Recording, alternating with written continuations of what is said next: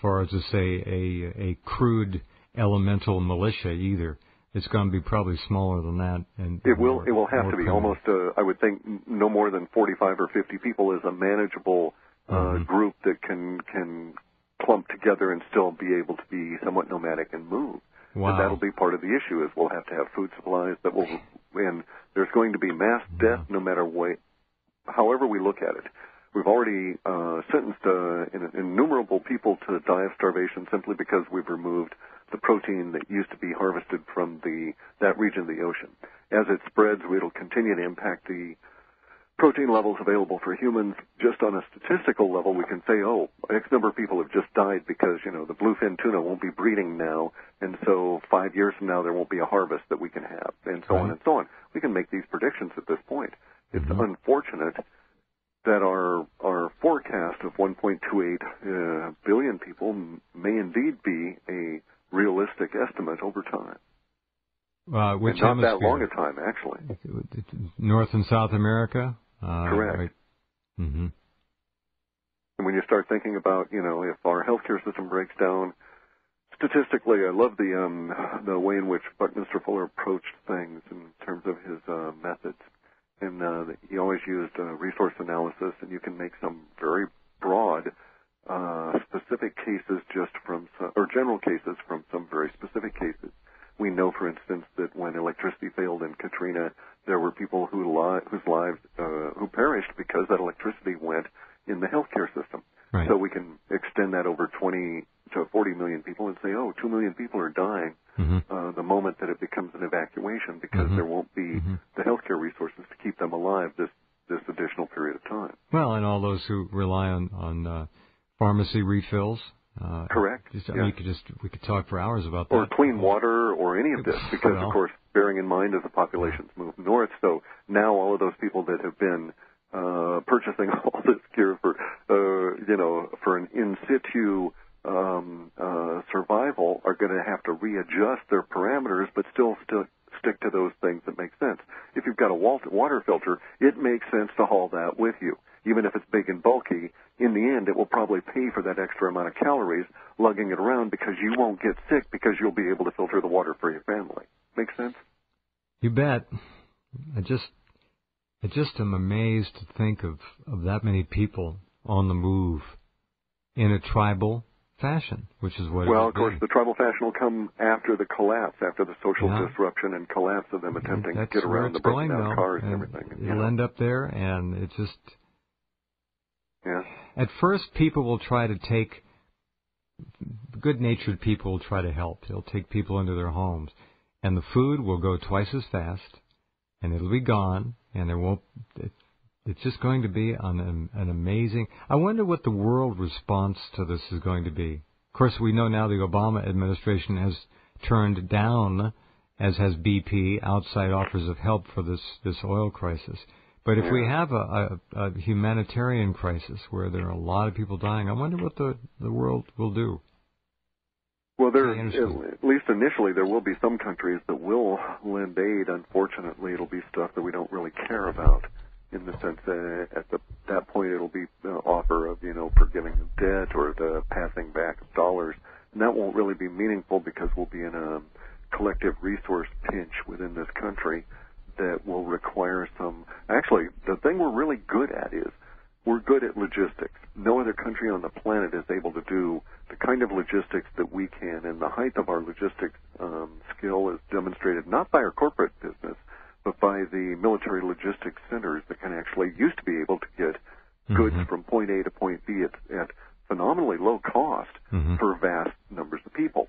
But we've farmed all of that out, and yet we're going to need that level of logistics savvy again on a very short order and almost in a chaotic or emergency kind of a basis where we'll need to shift logistic talent from point A to point B and this kind of thing. And that's really, I think, the only thing that'll cut down on the chaos and save us as we go forward, because it looks like we have to accept the fact that the air is going to be poisoned in the regions in the Gulf. The water is being poisoned now. The air is likely poisoned now at some significant level. Yeah.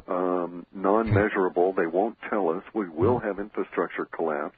we will have such strange things as 3 and 4 generational birth defects that will come from this. And that's already in the DNA now because those effects have already hit the childbearing population that's been breathing the gases, et cetera, et cetera. Mm-hmm. And a lot of these effects are unpredictable at a personal level, but very predictable at a large-scale level. So wow. our forecasts are, I think, unfortunately becoming very clear now that we know what the scope of the things that are going to be involved. And then if we also get the Israelis going crazy over their abstraction with moving Iran. their ships, they're moving our ships around. Over there. Yeah, they're the only there. enemy that's ever attacked one of our ships and never paid any price, or Never maybe two. I'm putting them down for the coal until it's proven otherwise. Right, 19 but months. USS Liberty, let's not forget that's that. Right. No, that's right. 19 months. We're July 2010. 19 months from incept date, so that would be April 20th, Hitler's birthday. It still puts us into 2012, doesn't it? Correct, yeah.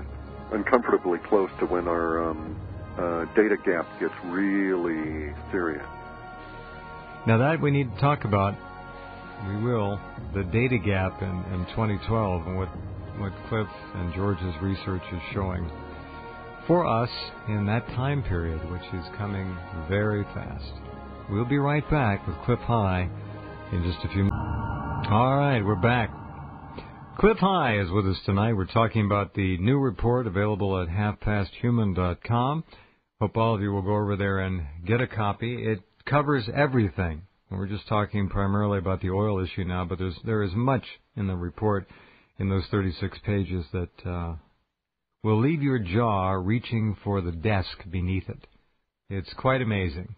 And when you consider the track record and the past predictions that have come to pass, it becomes even more amazing to read. I guess that's the safest word, the most sanguine word I can use. The new report, one of the segments, terra, quaking, baking, drowning, flaking, astounding.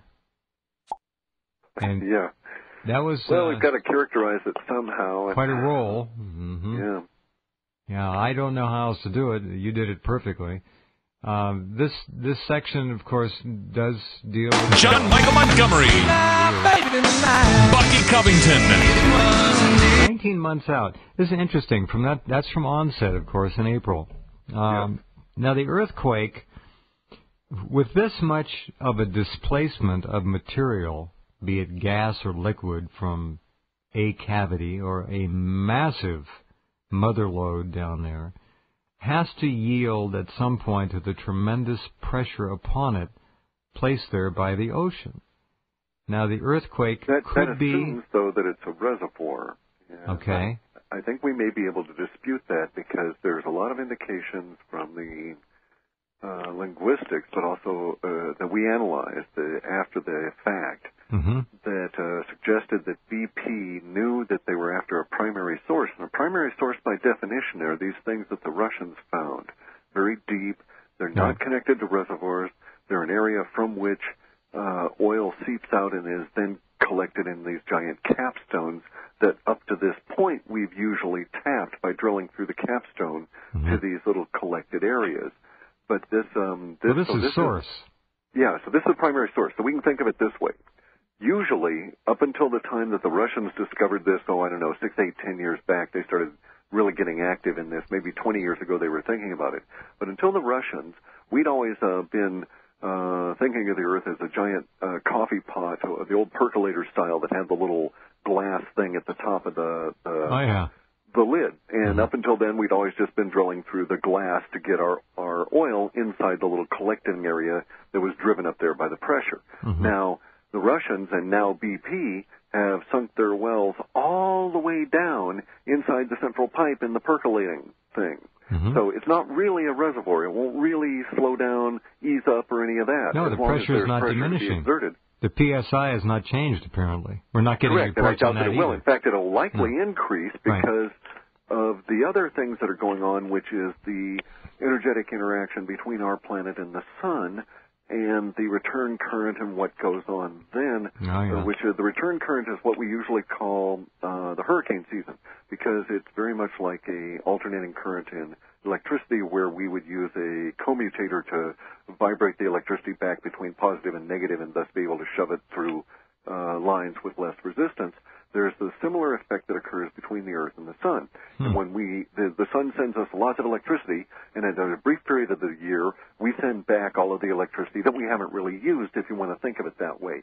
And during that period of time, we have the counterflow of winds, the shifting of the trade currents, the creation of the great storms, the hurricanes and the typhoons, as well as this high-energy particle exchange that goes on with the Sun, which coincidentally also increases planetary pressure and usually results in earthquakes anyway. So now that the Sun's a bit more energetic, we're getting more energy from it. We have a higher volume to turn back. All of these things are interrelated. BP just